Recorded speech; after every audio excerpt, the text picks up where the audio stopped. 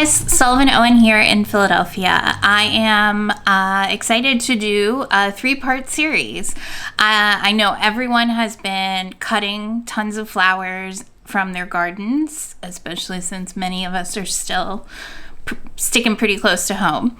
So I just thought that I would cut from my garden and first talk a little bit about color palettes and making sure that you have a balance of sizes, shapes, and heights, because I think that that ends up being one of the things that really jams people up when they're trying to make arrangements. If you're using just big dahlias, which I cut these last night, and then it got too dark, so we're gonna go cut more today. So I thought that looking at the two kind of color families of dahlias that I cut, we could go look for some complementary colors to work with these flowers in both like color harmony, and then maybe we'll look for some kind of contrasts because I think those are interesting. So I'm really excited to get started. So these are the dahlias that I cut last night. There's a few more, but I don't want to move the camera right now.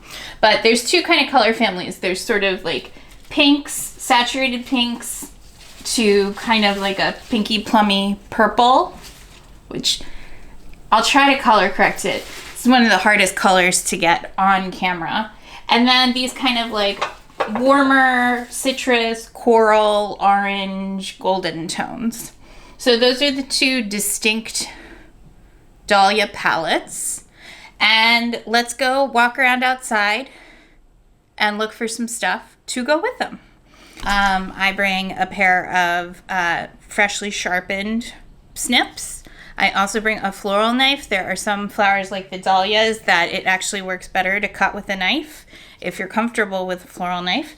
Like the dahlias, we don't want to crush the stem, so I use a knife, and I keep a sharpening stone around so I can sharpen them. I'm bringing a flat open basket that looks pretty cool and antique-y, and I got it on Amazon, so I'll put a link to that below. All right, so the last thing is a vintage, I think it was probably a set of milk bottles that I have a lot of this stuff from the early days of the Pinterest wedding back about 10 years ago. So I have removed the bottles and put just simple glass vases in. I found that it's a little easier if I only fill 4 of them. And I try not to fill them too full, but it's hot out today.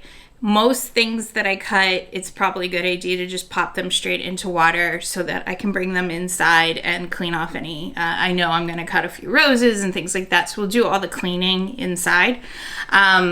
It's probably a little warm in the day for cutting. The best time to cut is like first thing in the morning, preferably before the sun comes up, but I just didn't get up that early.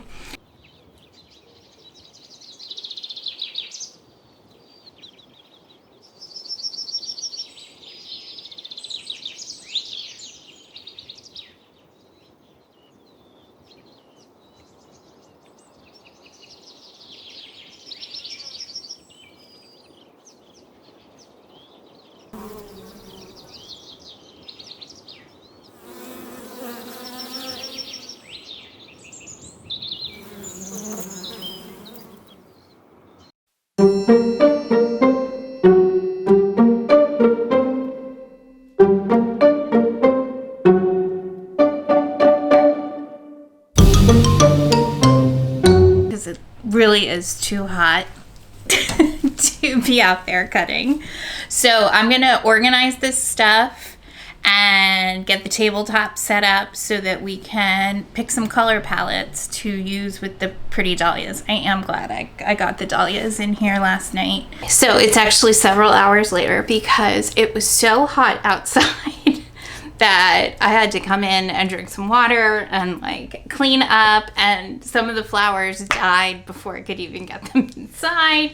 So Yeah, it's a very hot day to be outside cutting flowers. So I have done this color palette design idea once before with flowers that I bought in the flower market. It can be kind of challenging for me to describe my process because it is very much instinct at this point, but I'll also try to add in some information about the different sizes and shapes that the flowers serve in any arrangement, whether that's a bouquet or in a container. All right, so these are kind of a few little bits and pieces. I'm gonna have this one Coco Loco Rose stand in for kind of assorted pastel roses because I don't have tons of them and I don't want to chop their heads off. But I tried to pick, or rather cut, the most neutral kind of pieces that I could find out in the garden that wouldn't be terribly missed. I always try not to take every single bloom when something's blooming. I do enjoy having the perennials blooming out in the garden. So it's really finding the balance of cutting and making something for us to enjoy in the home or to give to a friend. The main challenge I think that I'm seeing people have during, it's late August, almost September, is that flowers that are blooming right now tend to be very large. So there's dahlias, sunflowers, zinnias. I picked this very petite little zinnia, but I have some really large ones. I didn't end up cutting them because, frankly, I find zinnias a little challenging to work with. It's not that it's not beautiful, it's just large, and I already have lots of large flowers to work with in the form of my different dahlias. So rather than pop the heads off of all of these, I'll just show you. I think everything I picked really would work with either palette, but I'm probably going to mix it up a little. So let's say I was using these kind of like peach, orange, coral dahlias. My foliage options do happen to be fairly dark, although I did cut, I had grown these indigo rose, almost black tomatoes for cutting and arranging, and they are just out of control. So I cut like almost a whole plant down. So I do have some green foliage in the form of these. I have this pale lace cap hydrangea. I have some fennel that's gone to seed already. I picked, it doesn't look great, but some Gara. I have some peach nicotiana. So I actually think that adding in something a little more smoky, like this is a bud off of Senior's Hope Dahlia, would make the palette feel sophisticated. I think if you just did bright green, and you added in the very bright zinnias, it would just, in my view, have a less sophisticated feel. It would still feel celebratory and fun, and it would definitely brighten anyone's day to receive it. It's just that stylistically, I tend to try to pull a little bit of like I said, it's really hard for me to explain this.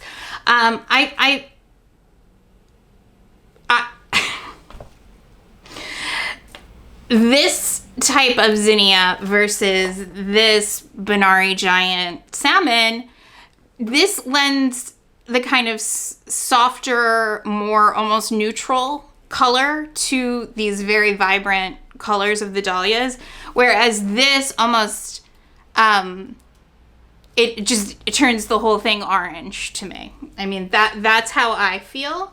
I think when I talk about adding in some moments of sophistication, I think this is Carolina Allspice in a purple burgundy. That definitely bring these into camera. This definitely brings in like a level of sophistication to the colors. Same for this coleus. This actually would work, I think, with both the more pastel dahlias and these bright ones. And I have a few of them, so we'll see. I don't think that I would use, this is Joe Pyeweed. I don't think I would use that here because you can see it just sort of dulls down the colors here.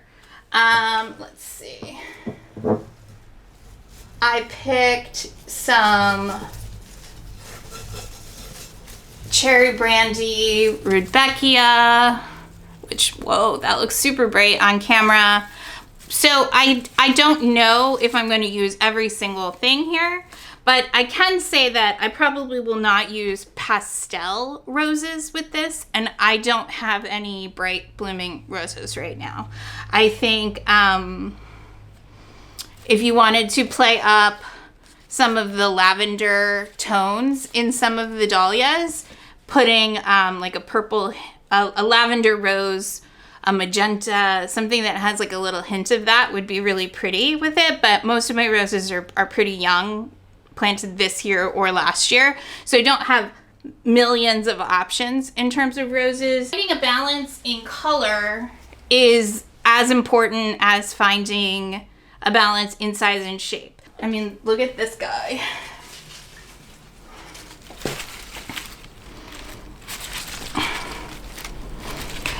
This one's called Uncle B. It's new. It's a 2020 introduction from Swan Island. I find that I try not to buy the new release dahlias because they can be a little expensive, but this one definitely was worth it. And it has like 3 more giant blooms on it right now. But when you make a design with just big dahlias, you lose the individual blooms.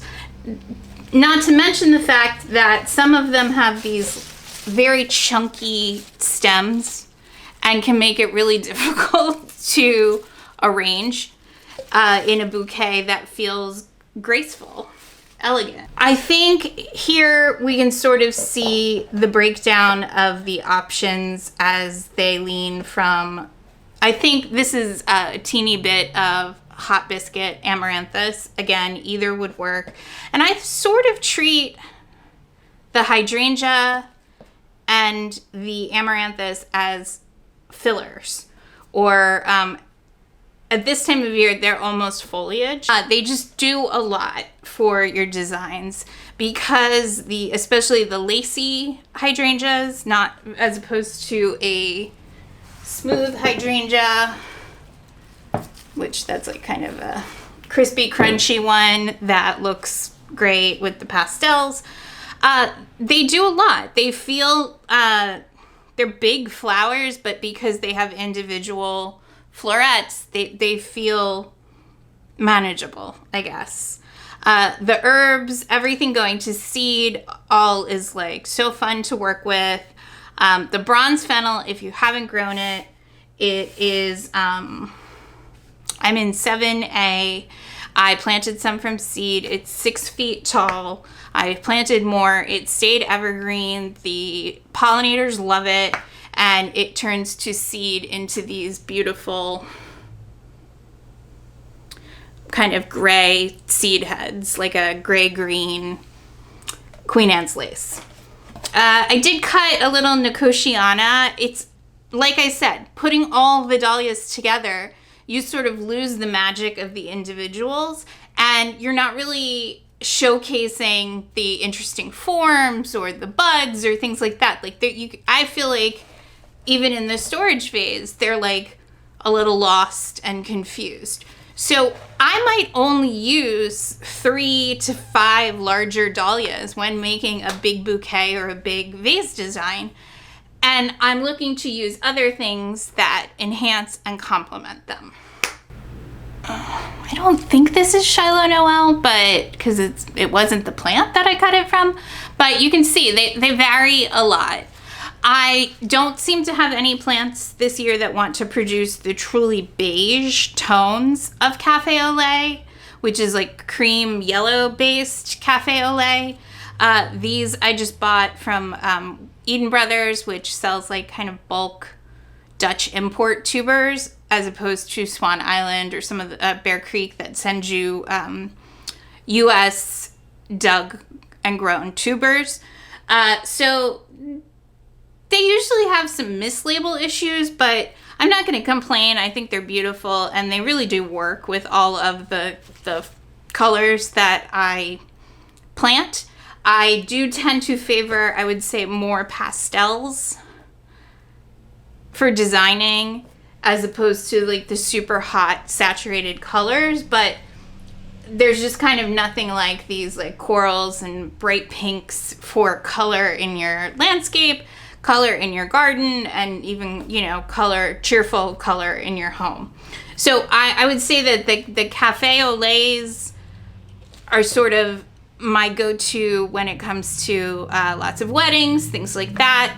And the hot colors might be something that I would do as gifts or things like that. So I feel like, as I said at the top,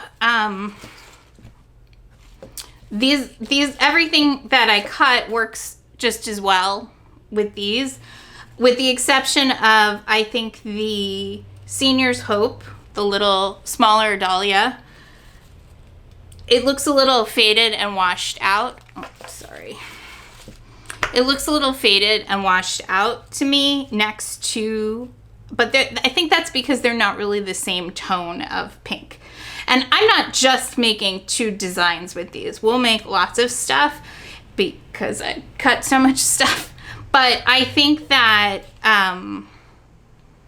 this dahlia doesn't, this Senior's Hope doesn't enhance the tones in this dahlia, in the cafe au lait, as much as I would like it to.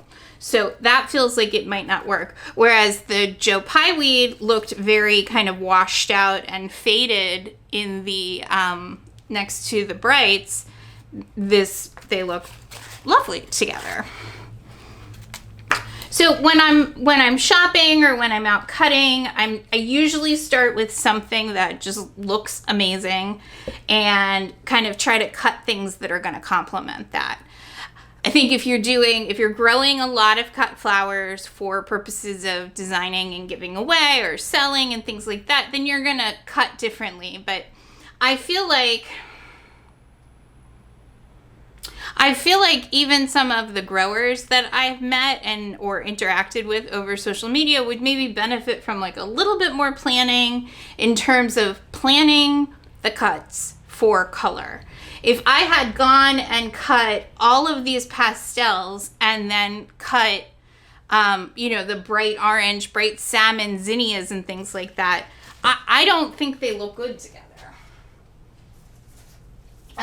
Here's a few that didn't make the cut. So these are all cut at the same time, but they do not enhance the kind of star showstopper flowers. Zinnias all on their own, with maybe the bright golden yellow dahlias, that would be a great bouquet. But what I kind of see happening with a lot of people who are growing for market bouquets is that they don't really think about the color flow.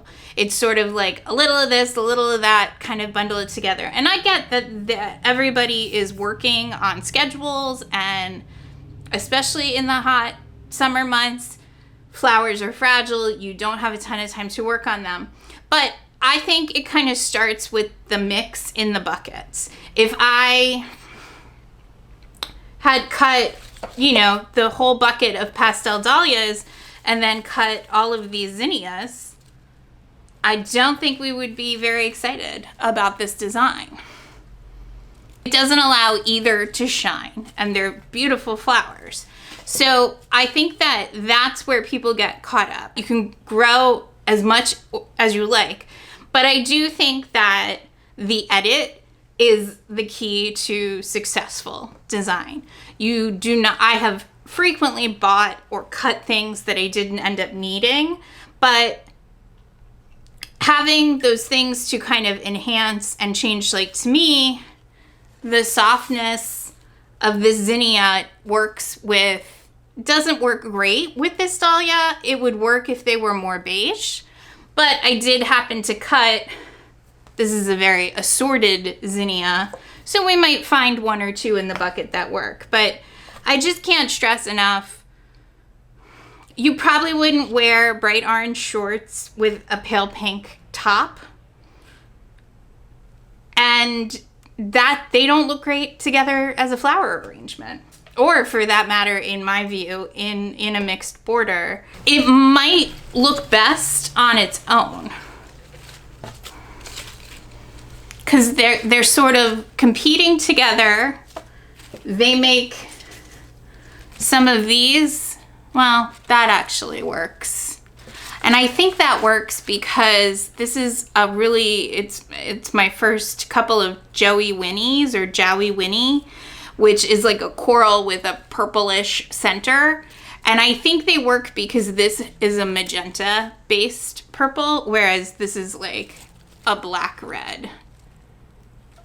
That's really hard to tell because you guys are not seeing the accurate colors. But I don't think that I would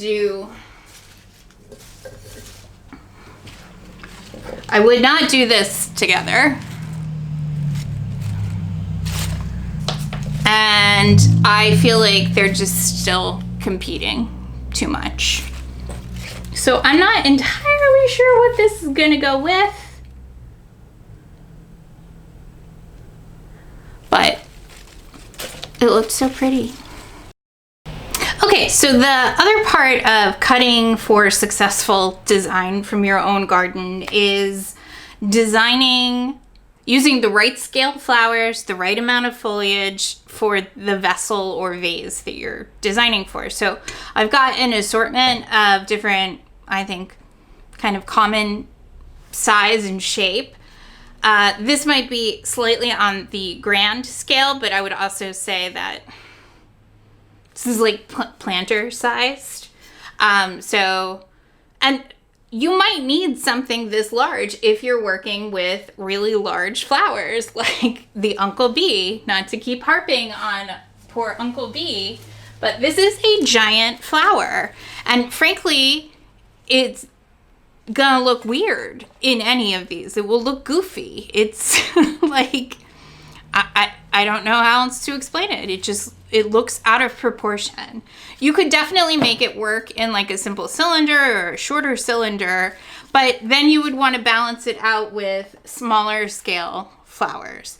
So making sure that you're not just cutting everything in giant dahlia, giant sunflower, giant zinnia size will help you make better arrangements. The other really critical thing that I'm seeing a lot is that people get so focused on the flowers that they forget that they need something else to make those flowers shine. Foliage, greenery, leaves, fruit.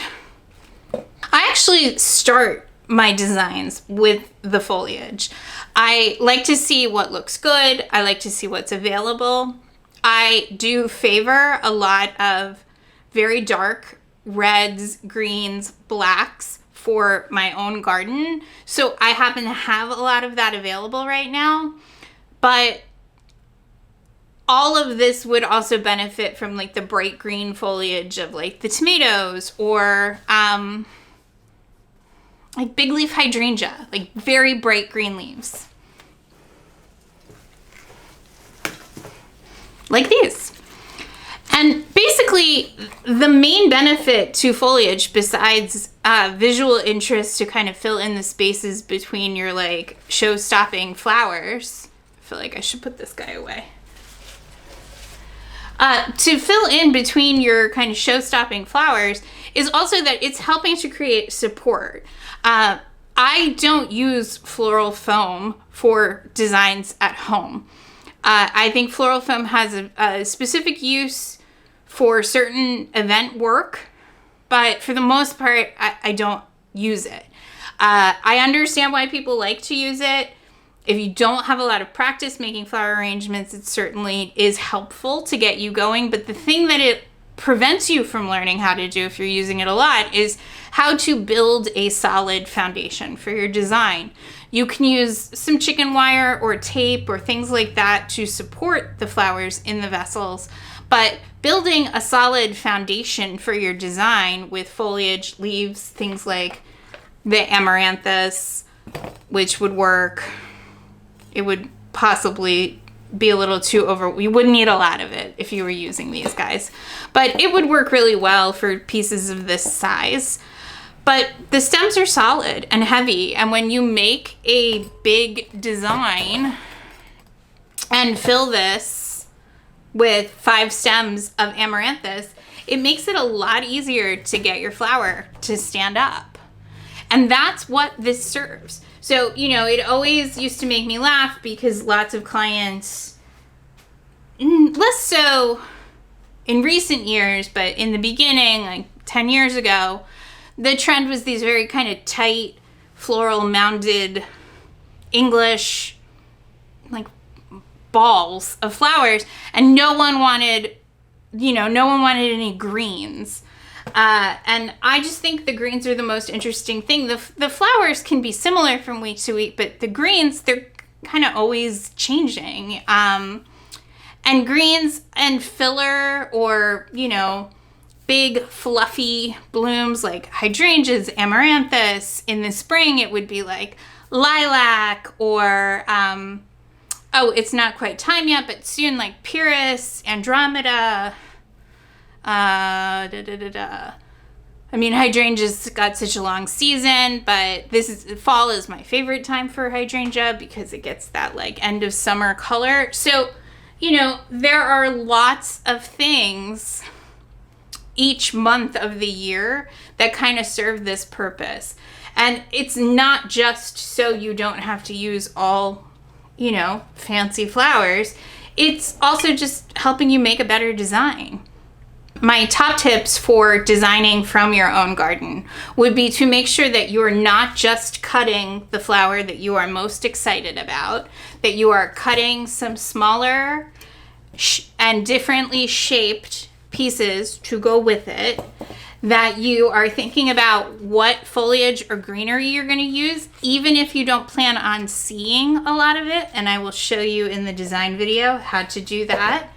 But, you know, not that anyone would complain if you handed them this, but the flowers can be made that much more beautiful by making a few choices. I will use all of these things to make arrangements, so I will make all the flowers work. I just won't make them all work together in one vase. And I think that that's the difference, and that's something that I see a lot, is just because you cut it or it's ready to be cut doesn't mean it all has to go into one piece. And if you're finding that you're cutting a lot of something that you don't feel that you have flowers to support, is it a color that you love? Should you build on that to expand your available flowers in that color to support a color palette around that flower? Or is it there just because you bought it and you thought it would be a good idea and it just kind of doesn't go with the rest of your style? And I do understand that lots of people do not garden the way that I do, but I think that that's what makes all the designs that I've done from my garden this year pretty successful, is that I really focused on the flowers and colors that I enjoy working with. And so when I go out to cut something, to make something, it feels really effortless. I think that the next step is to take these kind of different materials that we looked at and talked about what goes with what, and start making some designs. So I will be showing you, I think it will become a little more clear what each element serves as I'm actually physically making the design. So stay tuned, subscribe to the channel. Next week's video will be the hand-tied bouquets, which would work as a bridal bouquet for a micro wedding. And then following that, I'll be doing all different designs with different size scale containers, including some ceramic pieces that I actually made myself. So please subscribe, hit the bell to be notified when new videos go up on Fridays. And if you'd like to see all the different designs that I have made from my garden, you can see them on Instagram, which is at @Sullivan_Owen. So I'm gonna get designing, and I will see you guys next week.